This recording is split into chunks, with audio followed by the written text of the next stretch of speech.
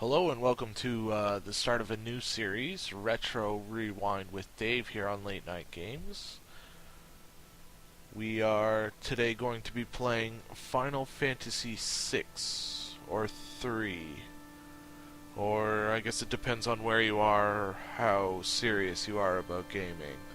At any rate, gonna get started into this one.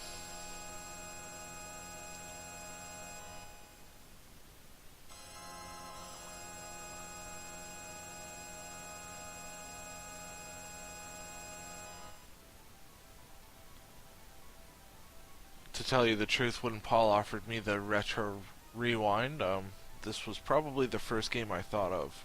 It's not completely retro, but I don't think I could run Atari 2600 games.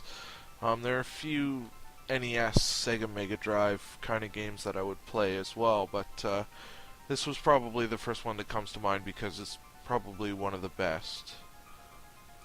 So we'll get into it. Looks like a city nestled into the mountains.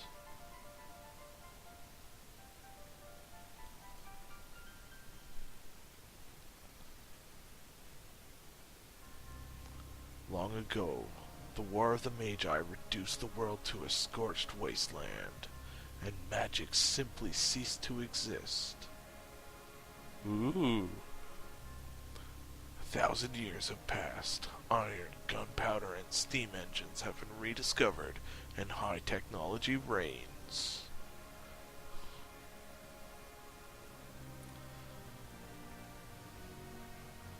But there are some who would enslave the world by reviving the dread destructive force known as magic. That's one scary looking temple thing.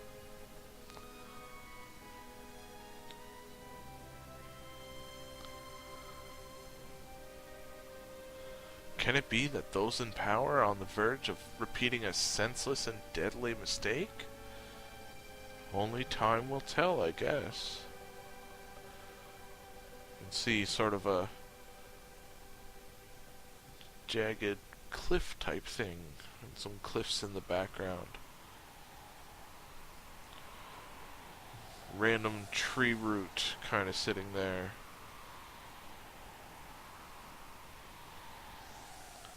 There's the town.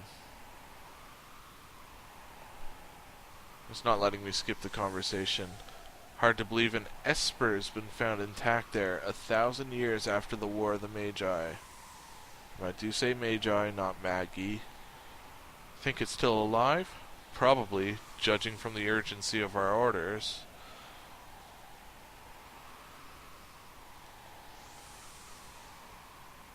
And this woman, this sorcerer, why is she here? I heard she fried 50 of our Magitech armored soldiers in under 3 minutes.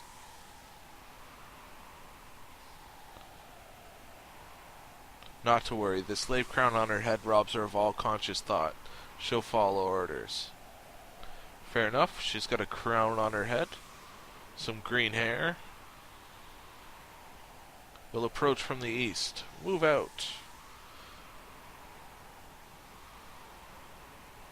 So she's a slave, all of which I already know. Now this intro is pretty long, so I'll just take this time out to let you know what the format's going to be for this one. I don't claim to have an encyclopedic knowledge of this game, but I have played through it probably more than 10 times, so I do know it quite well. We'll be fast forwarding through a lot of the vanilla battles, especially towards the middle of the series. And in true late night games fashion, I won't be using any... I won't actually be going back and repeating stuff that I've already done. If I die, you'll get to see it. We'll probably try to play the battles where I die as well. If I'm not doing too well, or if I accidentally miss something, that'll go as well. And anything that anything that I miss, I won't be using any kind of a guide or anything, so I'll just be doing this 100% from memory. Again, in true late night games fashion. to see the true grit of the gaming.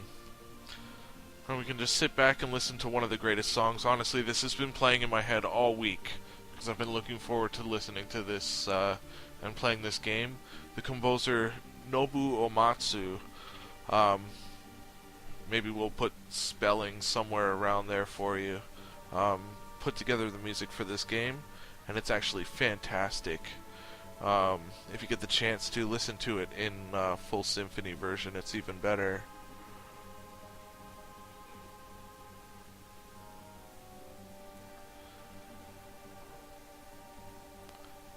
Yeah, with real instruments it sounds pretty good, but it even sounds good in 16-bit sound.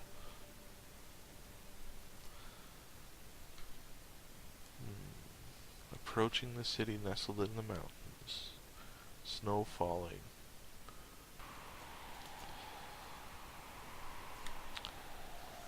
We're into the city. Let's put her on point. No sense taking any risks. Forward! And again, she has no choice. Walk into her body. Some guards. Imperial Magitech armor. Not even Narsha's safe anymore. Narshi. We'll go with Narsha. Okay. And I'm given the option to do a lot.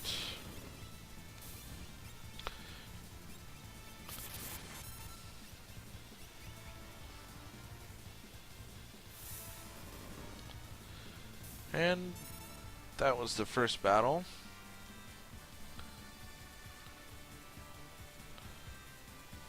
Seems Vix and Wedge both gained levels. Guards and their dogs. This is interesting. The battle system is a standard turn-based JRPG. It's, you know, pick your action and then do it. As you can see, it's done in sort of real time, so that if you're wasting time selecting an action, other things will happen. So it makes it a little bit more intense than just your standard turn-based. Well, it looks like the guards are coming now.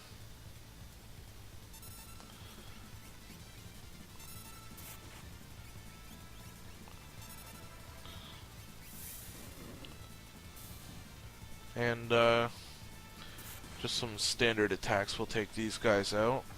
Beginning of the game, you can't expect too much of a challenge.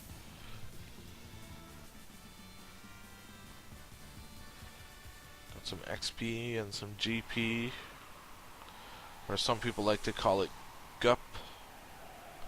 I always used to think I was getting caught on that pipe when I first started playing this game. Dogs and guards, oh my. I'm just going to use a regular fire beam on that one. And because the unknown slave seems to know her own magic, let's see how that goes. Huh. Didn't quite kill the guard as I expected to.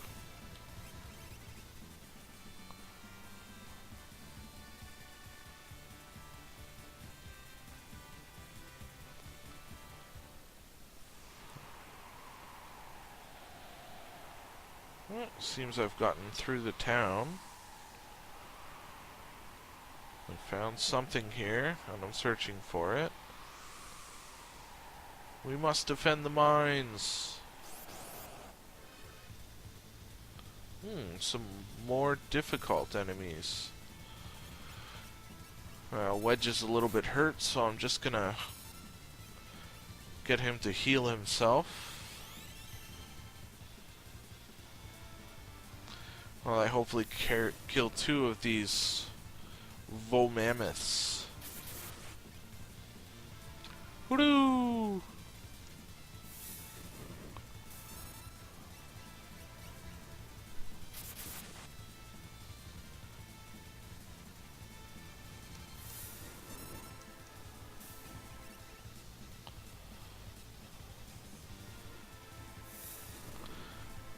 And that'll be all that is. Easy enough. Seem to be collecting a lot of gold pieces, or GUP, or GP. Into the mines I go. Oh. Now, mind you, it has been about 10 years since I played this game. According to our source, the frozen espert was found in a new mine shaft. Maybe this one? Only one way to find out.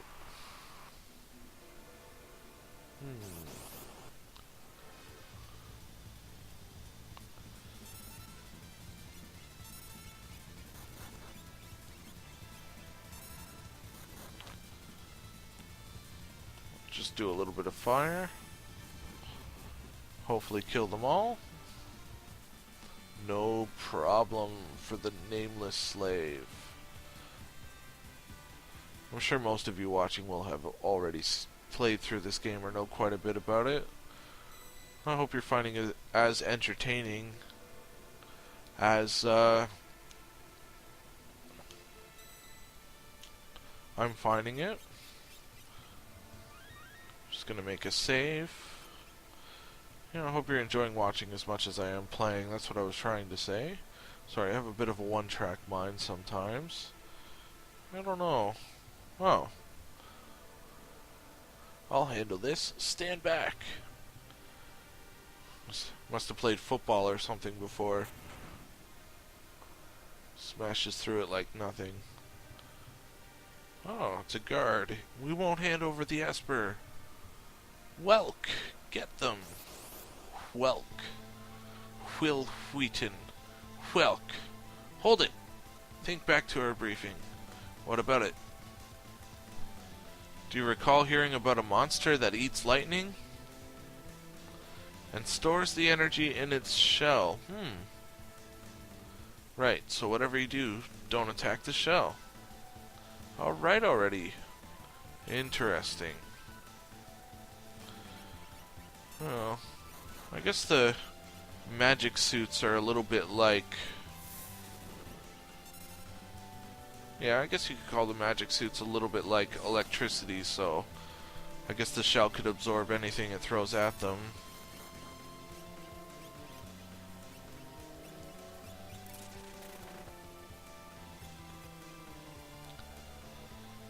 Uh-oh. I picked to attack it and it hid in its shell. Ooh.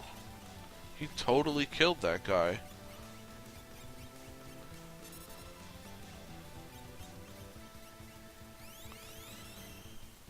And everyone's healing themselves. She seems to be pretty good at curing herself. Looks like he's coming back.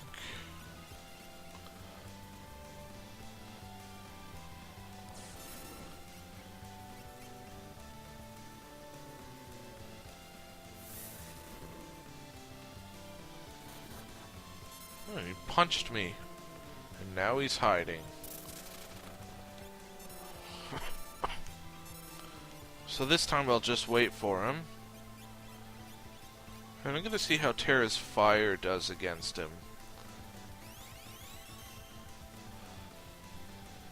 Terra, I mean the nameless person.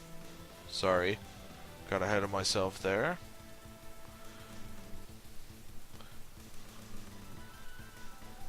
The music is quite good. I'm actually rocking out a little bit.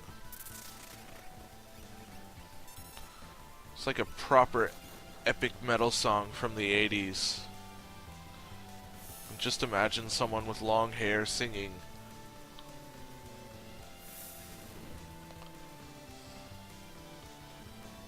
Huh. He made another version of Wedge. And now Wedge is flashing white. Which means that he actually has been slowed down.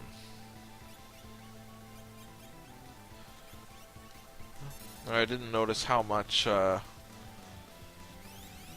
Terra's fire did, so I think I'll do it again just to see if it does more damage than before.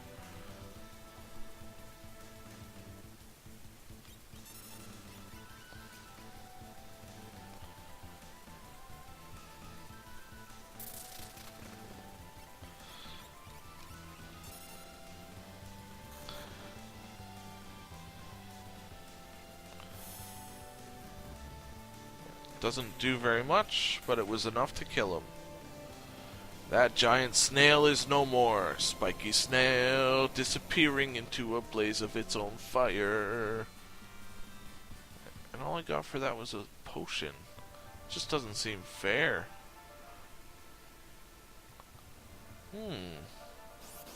Interesting overlay graphics.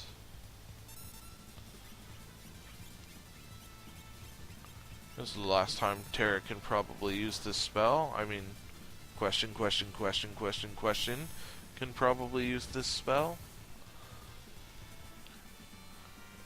And dead are the rats, the were-rats. So yeah, in case you missed that, that was just an easy battle with 2 were-rats. This is the Frozen Esper. Blue flash.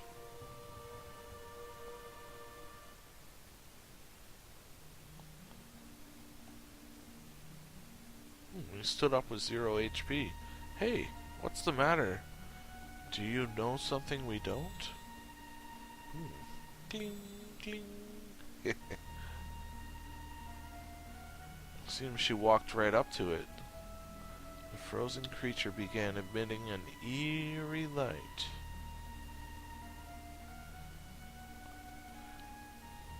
Where's that light coming from?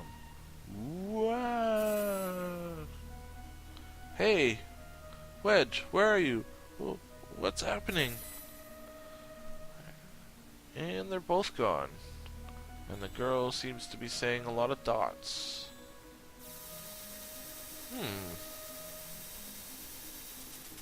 Well, no wonder she's so powerful.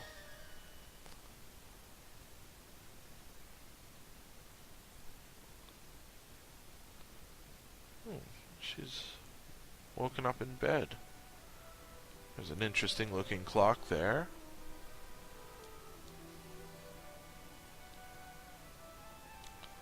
Where am I? Whoa, and I only just removed the crown, says the old man. Head hurts.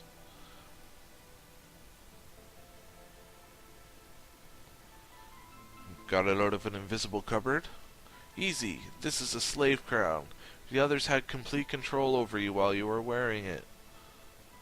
Can't remember a thing. Don't worry, it'll all come back to you. In time, that is. Dot dot dot dot dot dot dot dot dot. She looks pretty sad with her head bowed like that. A mysterious young woman, controlled by the Empire and born with the gift of magic. I'm not clever enough to think of smart names, so if you heard before, this is Terra. My name is Terra. Impressive. I've never heard of anybody recovering this fast, or anyone, for that matter. Dog's barking.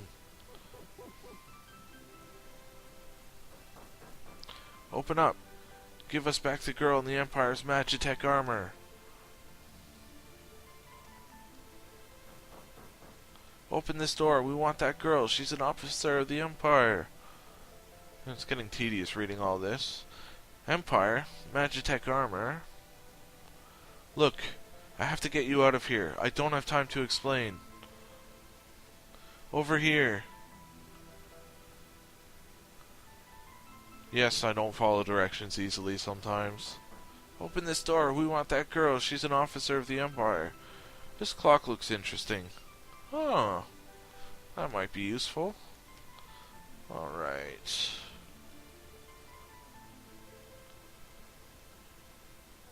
Make your way out through the mines. I'll keep these brutes occupied. Alright. Just walking across the bridge. She's up there. Uh-oh, they might start throwing rocks at me. I better run. Run, run, run, run, run. Well, I think that's about where I'll call it an episode for this one. I'd like to thank you for tuning in. If this wasn't really your bag, check out some of Paul's Let's Plays, or the Let's Plays that I do with Paul, or any of the other stuff. Check us out on Facebook or Twitter. Hope you enjoyed watching as much as I enjoyed playing. We'll see you on the next episode. Thanks. Goodbye.